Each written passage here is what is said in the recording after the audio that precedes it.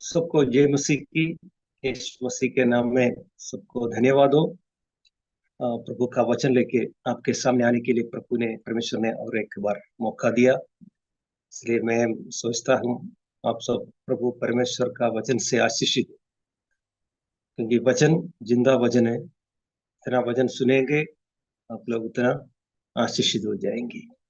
ये हमारा प्रभु परमेश्वर का वचन में हम पढ़ा तो पवित्र शास्त्र में 40 दिन का बारे में कई जगह पे लिखे वाले पुराना नियम, उत्पत्ति से लेके हम अ, नया नियम, अ, नया रेवलेशन तक देखा तो प्रकाशित वाक्य तक देखा तो कई जगह पे 40 दिन का विशेषताएं लिखे वाले हैं। तो उसमें क्या है, पवित्र शास्त्र में 40 दिन में क्या विशेषता है हम एक बार आपको बताना चाहता हूँ। 40 दिन और 40 रात कई जगह पे ये लिखे वाले हैं। इसमें कभी कभी परीक्षा भी होता है, 40 दिन की परीक्षा भी हो सकता है। 40 दिन प्रभु का सन्निधि में बैठने के बाद प्रभु का महान दास लोगों की जिंदगी में बहुत कुछ पाए वाला है, कुछ आशीषित। और पवित्र शास्त्र में भी अ, लिखे वाला जो भी अ, अ, कई बातें प्रभु परमेश्वर से पाए वाला प्रभु का दासी लोगों के बारे में हम सुना है। तो उसमें परीक्षा, हर एक व्यक्ति का जिंदगी में परीक्षा होता है। तो बिना परीक्षा में कोई भी विश्वासी या प्रभु का सेवक, प्रेरित लोग, किसी का जिंदगी में ऐसा नहीं है मेरा जिंदगी में अभी तक परीक्षा नहीं हुआ, क्योंकि आप मसीह में हैं। जरूर शैतान आपको परीक्षा दे देंगे। जो परीक्षा क्यों दे रहा, आपको एक जिंदगी में एक साक्ष्य आना है तो कुछ परीक्षा से गुजरना पड़ेगा। बिना परीक्षा में किसी को कुछ साक्ष्य नहीं रखेगा। If you have a testimony, उसके पीछे एक टेस्ट, टेस्ट नहीं रहा तो कभी टेस्टिमनी नहीं होता। इसलिए कई प्रभु का दासी लोग 40 दिन की परीक्षा के अंदर से गुजर गए। उसमें कुछ पूरा बताना बोले तो पूरा पवित्र शास्त्र पूरा पढ़ के बताना पड़ेगा, उसको हमारे पास वक्त कम है। इसलिए कम समय में कुछ कुछ दास दासी लोगों की जिंदगी में 40 दिन में क्या चमत्कार हो गया तो मैं आपको बताना चाहता हूँ। हम उत्पत्ति में हम देखेंगे, उत्पत्ति का 7वां अध्याय, उसको 12 का 12 वचन मैं आपके सामने पढ़ना चाहता हूँ। सात जेनेसिस चैप्टर 7:12। और वर्षा 40 दिन और 40 रात निरंतर पृथ्वी पर होती रही। ठीक उसी दिन नूह अपने पुत्र शेम, हाम और याफेत और अपनी पत्नी और तीनों बहुओं समेत और उसके संग एक एक जाति का एक एक बनेली पशु सब। अब आगे पढ़ा तो मालूम हो जाता है। ये वचन ऐसा लिखे वाला है, नूह का जिंदगी के बारे में लिखे वाला। नूह प्रभु का दास था। नूह को प्रभु परमेश्वर ने ऐसा कहा, तूने एक बड़ा जहाज बनवाना। क्यों बनवाना? वो पृथ्वी का नाश होने वाला। नूहा को बोला तू देश में जाके सारे देश में सबको यही बात बताओ, बारिश आने वाला है, सब डूब डूब जाएगा। जिसको जान बचाना है तो मेरा जहाज के अंदर आके बैठी। तो वो जमाने में बारिश नहीं था, कोई भी एक व्यक्ति बारिश के बारे में नहीं सुना है। अभी तक कोई भी बारिश क्या है किसी को मालूम है? ऐसा समय में बोल रहा बारिश आने वाली। नूह और उनको तीन पत्नी, तीन बेटा और उनका पत्नी, 8 लोग, पूरा 8 लोगों के सामने प्रभु परमेश्वर यही बातें बोला। नूह को बोला, मगर नूह का पत्नी ने उसको स्वीकार किया और बच्चे लोग भी उसका तैयारी किया, उसका जहाज बनवाना शुरू किया। तब सभी लोगों को पूरा देश में वो प्रचार किया, और कोई नहीं सुना। तो एक दिन पूरा जहाज का काम पूरा कंप्लीट हो गया। पूरा बनवाने के बाद प्रभु परमेश्वर उसको बोला, पृथ्वी का हर एक जीव जंतु, तो जो घरेलू और जंगली जानवर, सबको तेरा जहाज में दो दो करके आप ले लो, और तू भी पत्नी सब बच्चे लोगों के साथ उसके अंदर जाओ, मैं दरवाजा बंद करने वाला। वो सब प्रभु परमेश्वर के आज्ञा के अनुसार नूह ने किया। बाद में बारिश शुरू हुई, और 40 दिन और 40 रात तक लगातार बारिश हो गई। पूरा लोग मर गया, पूरा देश पानी के अंदर हो गया। सब लोग बचाओ बचाओ बोला, मगर नूह बोला, मैं नहीं, प्रभु परमेश्वर ने दरवाजा बंद किया। नूह ने जहाज बनवाया, मगर दरवाजा भी नूह ने बनवाया, मगर वो बंद करने का अनुमति नूह को नहीं दिया। 40 दिन 40 रात के बाद पूरा बारिश हो गया। और उसके पहले, बारिश शुरू होने के पहले प्रभु परमेश्वर ने उसका दरवाजा बंद कर दिया, और जहाज पानी में चलना शुरू हो गया। पूरा देश अ, डूब गया, सब लोग मर गया, सिर्फ 8 लोग बच गए। अभी आप वचन पढ़ा तो प्रभु परमेश्वर एक मेजोरिटी के पीछे जाने वाला परमेश्वर नहीं है। परमेश्वर के कौन है? माइनॉरिटी में पसंद करने वाला है। इतना लाखों लोग, मैंने अंदाज से बोल रहा हूँ, लाखों लोग देश में था, कोई नहीं बचा। वो पानी से सिर्फ 8 लोग बच गया। उतना लोग, क्योंकि वो देश में उतना पाप कर रहा था, लोगों को ऊपर इतना पाप था, वो पाप बढ़ के स्वर्ग तक आ गया। और 40 दिन के बाद पूरा पृथ्वी में सारे इंसान जानवर सब मर गया, सिर्फ नूहा का जो बात सुना है वही लोग बच गए। तो जो प्रभु परमेश्वर का आज्ञा अनुसार करता है, जो प्रभु का दास दासी लोग का बात सुन रहे हैं, वही बच जाता है। सिर्फ लाखों लोग वो देश में अंदर सिर्फ 8 लोग बच गए। वो प्रभु परमेश्वर मेजोरिटी का परमेश्वर नहीं है, माइनॉरिटी का परमेश्वर। और आगे और एक वचन मैं आपके सामने पढ़ना पढ़ना चाहता हूँ। वो है अ, निर्गमन का किताब है, 24 अध्याय का 18 में पढ़ना चाहता हूँ। एक्सोडस चैप्टर 24:18 आपके सामने मैं ऐसा पढ़ना चाहता हूँ।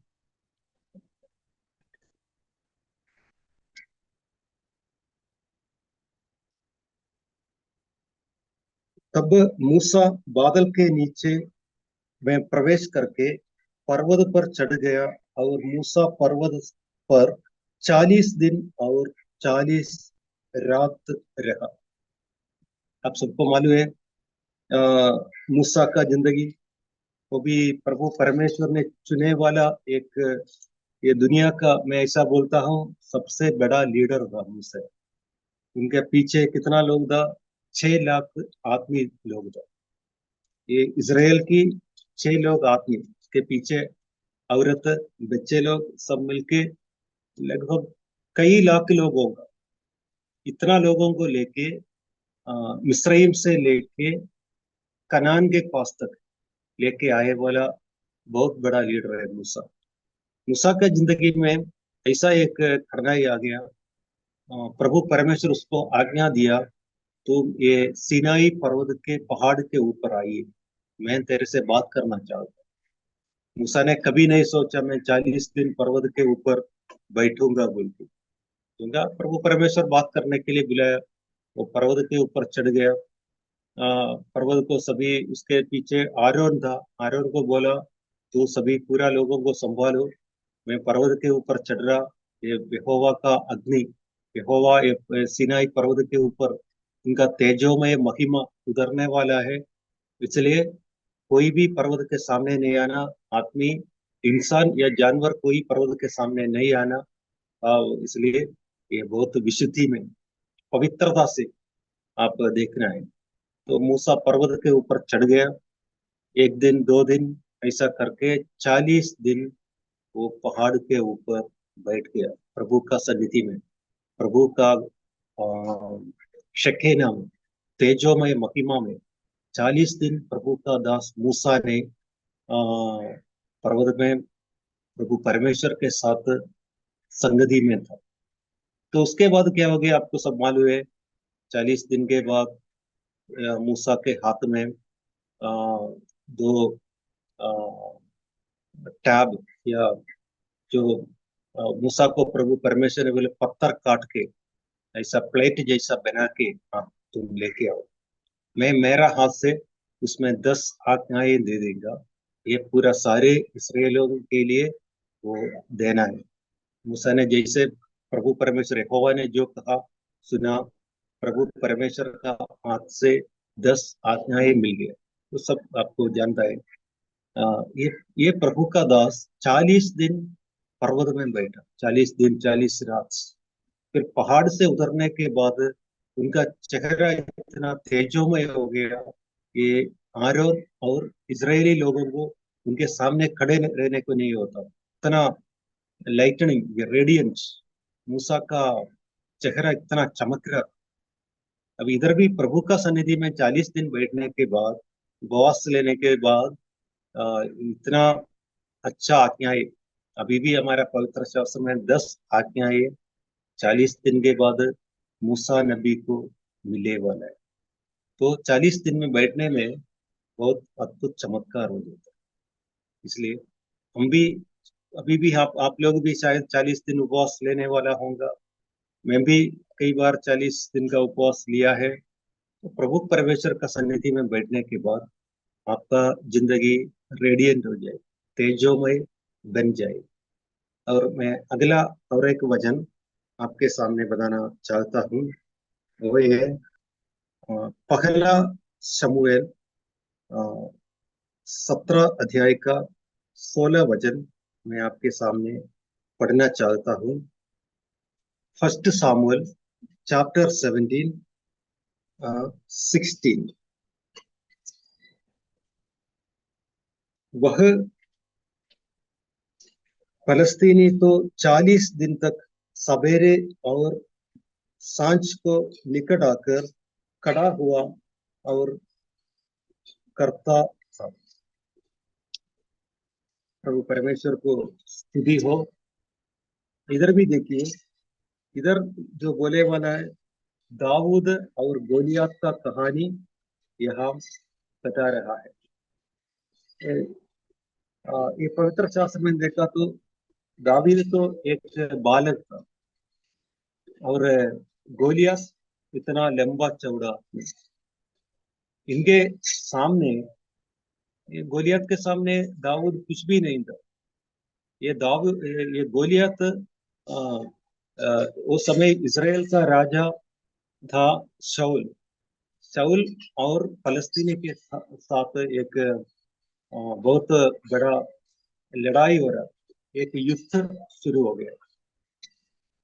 इसमें ये गोलियत पहाड़ के ऊपर आके 40 दिन, और ये इसराइल और शाऊल और सारे सेनाओं के सामने खड़े रह के चिल्ला रहा था, आपके सामने कोई भी हो मेरे सामने आइए, मेरे साथ लड़ लिए। इतना गोलियत इतना लंबा चौड़ा आदमी था, उनके सामने खड़े रहने के लिए कोई भी इसराइल सेना में नहीं। इसराइल के राजा शाऊल भी डरता था। फिर 40 दिन तक उसने वाद विवाद करते रहा, कोई भी उनके सामने खड़े रहने के लिए तैयार नहीं। पर दाऊद क्या किया, वो सीधे सामने हो गया। एक छोटा बालक था, वो चरवाहा था, वो आके बोला मेरे साथ यहोवा है, तू बहुत लंबा चौड़ा आदमी हो, तू बहुत सैनिक हो, या तू बड़ा पहलवान हो, मगर तेरे सामने, मैं यहोवा के सामने तू कुछ भी नहीं। तो हम इंसान के सामने तू बहुत बड़ा होगा, हमारा समस्या जितना भी बड़ा हो वो प्रभु परमेश्वर के सामने हम कंपेयर किया। तो हम क्या करता, हमेशा हमारा प्रॉब्लम हम हमारे साथ कंपेयर करते, तो मेरा बड़ा समस्या है। बड़ा प्रॉब्लम है। ऐसा नहीं है। हम ये जो हमारा समस्या को प्रभु परमेश्वर के सामने रख देना, और यहोवा प्रभु परमेश्वर और ये प्रॉब्लम को कंपेयर करना, इतना बड़ा महान परमेश्वर के सामने वो कंपेयर किया तो हमारा समस्या कुछ भी नहीं। ये दाऊद राजा ने ये गोलियत को यहोवा के सामने कंपेयर किया। वो बोला इतना बड़ा परमेश्वर है, उनके सामने गोलियत कुछ भी नहीं। उसने पत्थर लिया, पत्थर से उसको सिर को मारा। मारने के बाद वो जगह पे गिर गया। वो कोई तलवार नहीं उठाया या कुछ लड़ाई कुछ नहीं किया। वो फौजी नहीं था, कुछ भी नहीं था। फिर भी एक 5 पत्थर, उसमें से एक ही पत्थर मारने से गोलियत नीचे गिर गया। आपका समस्या, मेरा जिंदगी में भी समस्या होता है, उससे ज्यादा आपका जिंदगी में भी बहुत बड़े समस्या होगा। मगर हमारा समस्या को कभी हमारे साथ कंपेयर नहीं करना। तो हमारा प्रभु परमेश्वर के सामने हमारा समस्या को कंपेयर करना, तो समस्या बहुत छोटा हो जाएगा। इतना बड़ा गोलियत को आ, दाऊद जैसा एक बालक, दाऊद राजा नहीं था, सिर्फ एक चरवाहा था, इस शेpherd, उसने एक पत्थर से इतना बड़ा गोलियत को मार दिया, खत्म किया।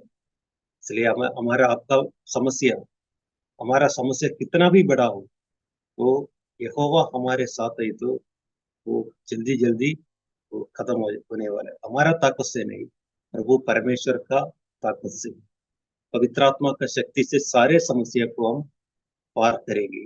तो 40 दिन तक वो इज़राइल सेना के सामने आके खड़े रहे। मगर दाऊद राजा आने के, दाऊद एक लड़का था, एक छोटा बच्चा के सामने इतना बड़ा फौजी मर गया। और अगला वचन में हम जाना चाहता हूँ, उसका है पहला राजा 19 का 8 में पढ़ना चाहता हूँ। उधर भी आपको 40 दिन का एक चमत्कार, 40 दिन का एक विशेष दिखाई देता है। पहला राजा 19 का 8 वचन में पढ़ना चाहता हूँ। तब उसने उठकर खाया पिया और उसी भोजन की बल पाकर 40 दिन रात चलते चलते परमेश्वर के पर्वत ओरेब को पहुंचा। इसमें एलिया बोल के एक प्रवक्ता है, उसने प्रभु परमेश्वर का बहुत बड़ा दास था। उसने जब प्रार्थना किया था, तब स्वर्ग में से आग उतर गया। आपको वचन में है करमेल, करमेल पहाड़ के ऊपर इसने चमत्कार करके दिखाया। स्वर्ग से एक साइड में बाल का नबी और एक साइड एलिया अकेला। और उसने ऐसा एक वादा किया, तो उसने, एलिया ने बाल का नबी लोगों को बोला, तुम्हारा भगवान को बुलाओ, तुम्हारा भगवान बाल है, उसके सामने एक बड़ा कुर्बान करेगा। तो तेरा जगह पे बाल के लिए एक कुर्बान करो, और मैम क्या यहोवा के लिए एक होम बलि करना चाहता। और ऐसा वाद किया।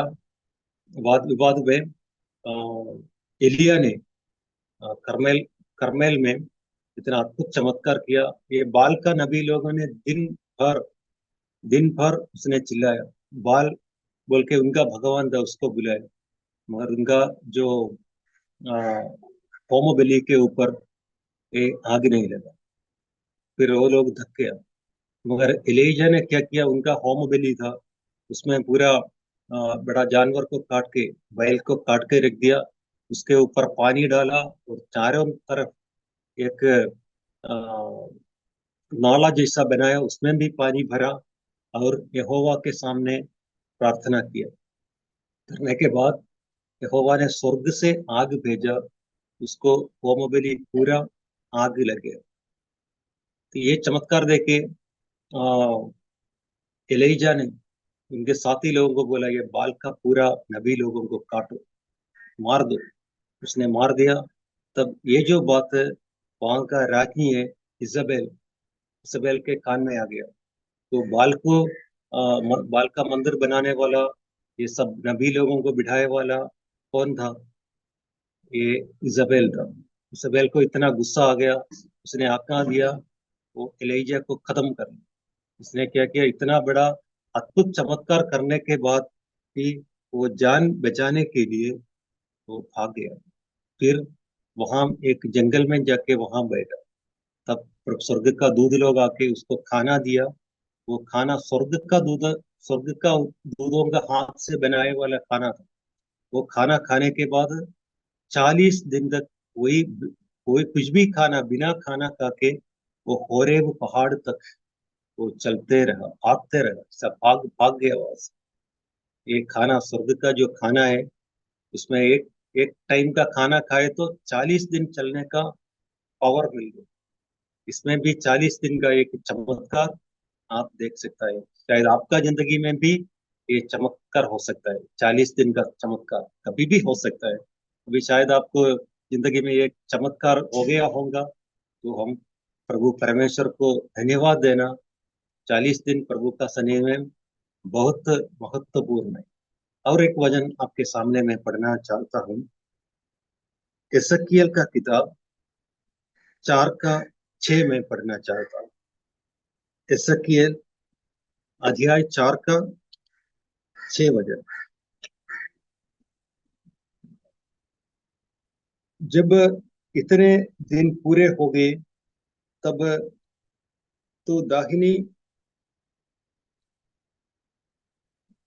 करवट लेटकर यहूदा के घराने के अधर्म का भार सह लेना। मैं तो उनके लिए भी और तेरे तेरे लिए 1 वर्ष के बदले एक दिन अर्थात 40 दिन ठहराए हैं। इसकेल के जिंदगी में ऐसा एक करना हो गया।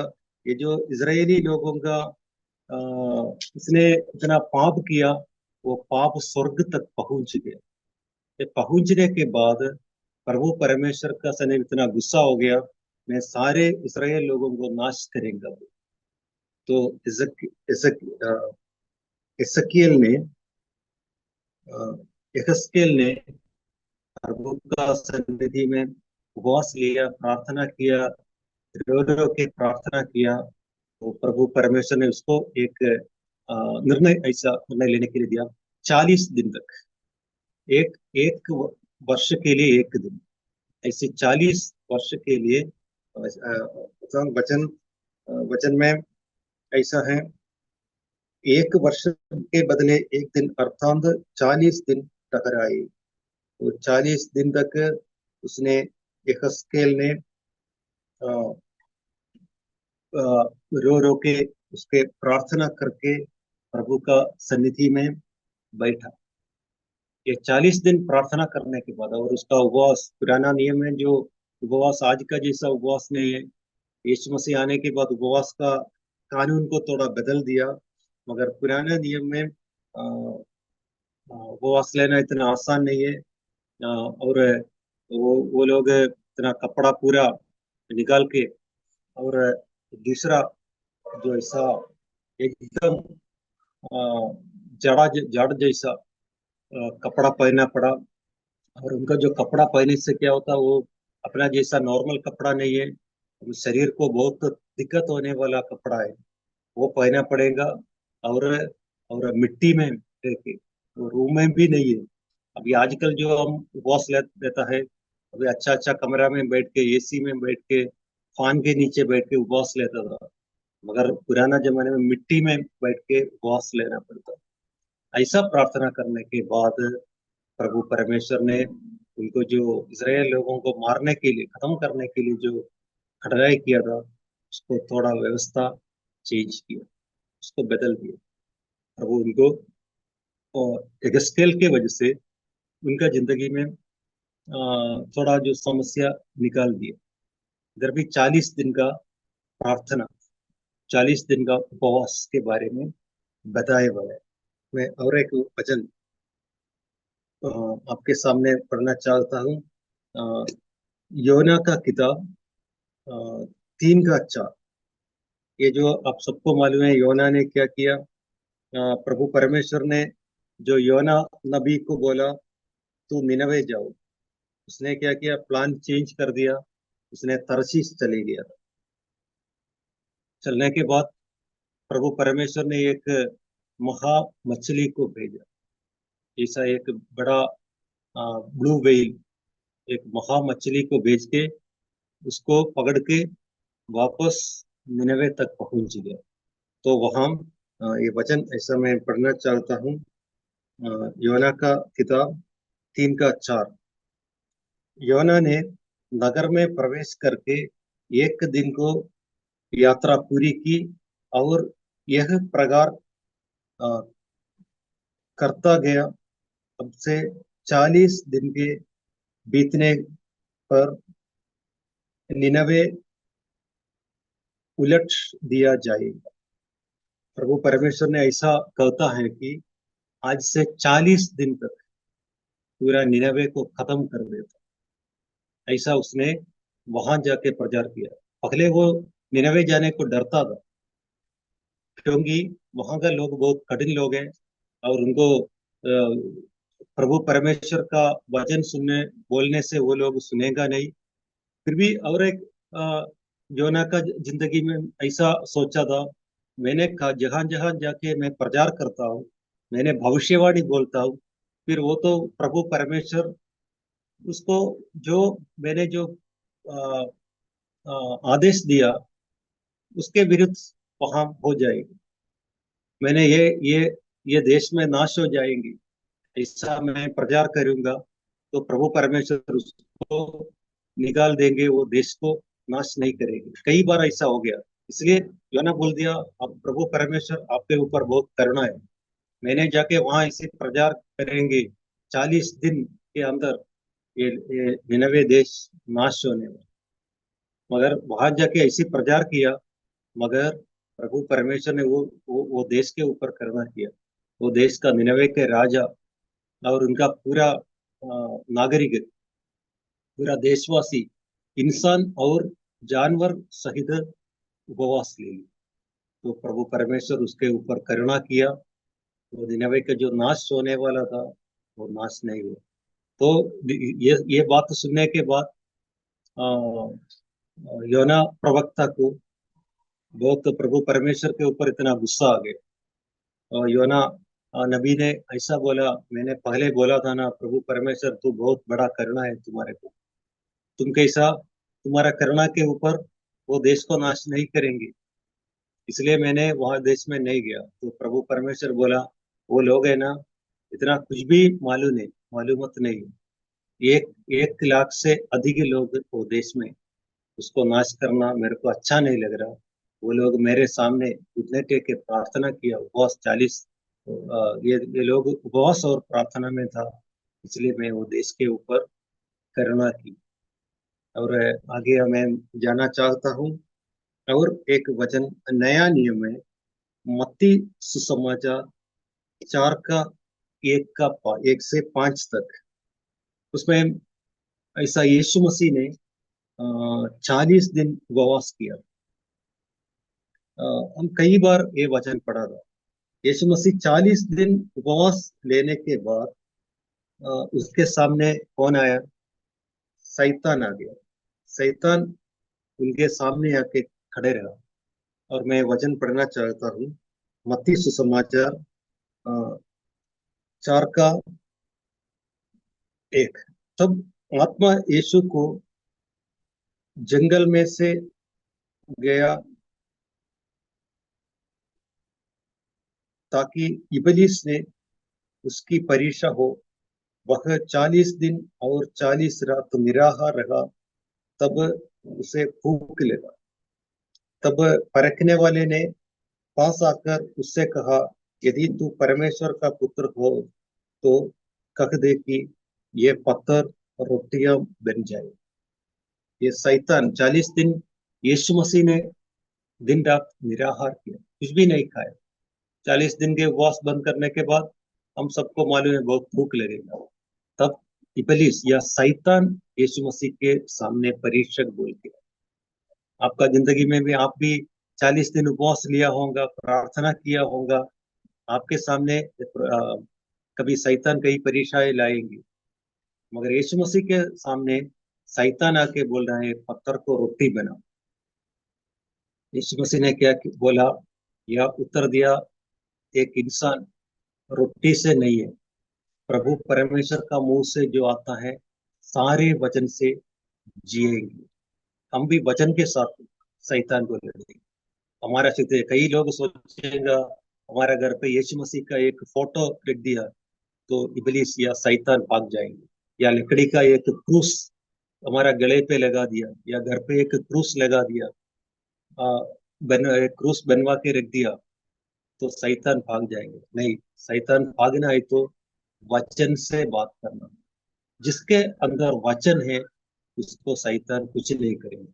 यीशु मसीह ने शैतान के सामने क्रूस नहीं दिखाया, लकड़ी का क्रूस या लोहे का क्रूस सातान के सामने ऐसा नहीं दिखाया तो भाग जाएंगे। सिर्फ वचन से बात की तो शैतान क्या हर गया। और शैतान क्या किया, जब वचन से यीशु मसीह को बात करना शुरू किया। आप एक बात सोचिए, अपने को जैसा वचन मालूम है शैतान को भी वचन मालूम है। उसमें लिखे वचन में शैतान यीशु मसीह को वचन बता रहा, यीशु मसीह को उठा के मंदिर के एकदम ऊपर लेके गया। तो अगर उसको बोला वचन में ऐसा कहता है तो नीचे कूदो, तेरा पैर पत्थर को लगने को नहीं देता बोल के वचन लिखे हुआ है। यीशु मसीह के सामने वचन पेश कर। तो यीशु मसीह क्या बोला, ये शैतान तू प्रभु परमेश्वर को परीक्षा मत कर। कि आज भी हम कई बार प्रभु परमेश्वर को परीक्षा किया हूँ, पर प्रभु परमेश्वर के सामने कई सवाल उठाया हूँ, सही प्रश्न प्रभु परमेश्वर के सामने हम रख दिया हूँ, यीशु मसीह के सामने रख दिया हूँ। यीशु मसीह कहता है प्रभु परमेश्वर को कभी परीक्षा नहीं कर। तो 40 दिन 40 रात निराहार या उपवास रहने के बाद सातान से लड़ना पड़ा। अभी हमारा जिंदगी में हो जाएगा तो हम वचन से बात कीजिए, सारे शैतान छोड़ के भाग जाए।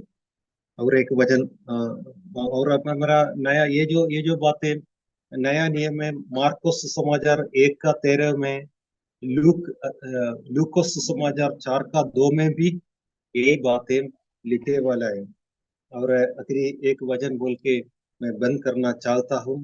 और प्रेरितों का काम 1 का 3 आपके सामने मैं पढ़ना चाहता हूँ। प्रेरितों का काम 1 का 3, एक्ट्स चैप्टर 1:3 आपके सामने पढ़ना हो। उसने दुख उठाने के बाद बहुत से पक्के प्रमाणियों से अपने आप को उन्हें जीवित दिखाया, और 40 दिन तक वह उन्हें दिखाई दे रहा था और परमेश्वर के राज्य के बारे में करता रहा। ये यीशु मसीह अ, मरने के बाद तीसरा दिन जी उठाया। उठने के बाद सीधे स्वर्ग के तरफ चले गया। 40 दिन तक ये पृथ्वी में था। वो देश में जो उनका शिष्य लोगों के साथ, उनका विश्वासी लोगों के साथ यीशु मसीह 40 दिन तक ये पृथ्वी में रहा। 40 दिन के बाद स्वर्ग को चलेगी। अभी भी यीशु मसीह हमारे साथ। जो मेरा वचन सुनने वाला मेरा प्रिय भाई बहनों, यीशु मसीह आज भी पृथ्वी में। यीशु मसीह मरा, ठीक है, उसका प्राण को प्रभु परमेश्वर के हाथ में दे दिया, फिर कब्र में रख दिया, गाड़ा गया, तीसरा दिन जी उठा। तो ये दुनिया में कोई भी महत व्यक्ति ऐसा नहीं है। सारे महान लोग मर गए, मगर कोई भी एक व्यक्ति जी उठा नहीं। 40 दिन हमारे साथ, हमारा से शिष्य के साथ, विश्वासी के साथ कोई भी महान व्यक्ति नहीं रहा। सिर्फ एक ही व्यक्ति वो जो योग्य, सिर्फ यीशु मसीह। यीशु मसीह ने आज भी हमारे साथ, मेरे साथ, आपके साथ, जब आप जहां जाएंगे यीशु मसीह आपके साथ।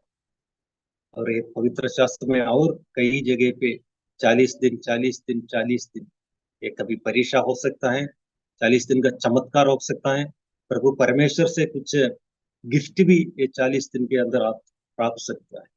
40 दिन के बाद 41 डेज आपको जीतना है। 40 दिन का परीक्षा होगा, कई परेशानी होगा, मगर 41 डेज, 41st डे आपका जीत का दिवस। इसलिए आपके साथ यीशु मसीह है, 40 दिन तक ये पृथ्वी में यीशु मसीह था, अभी भी है। पवित्र आत्मा हमारे साथ है, एक सहायक हमारे साथ है। इसलिए मेरा प्यारो, मेरा भाइयों बहनों और सेवक लोग, आप कभी निराश नहीं होना। यीशु मसीह आपके साथ है। ये वचन से आपको प्रभु परमेश्वर आशीष करें। जय मसीह।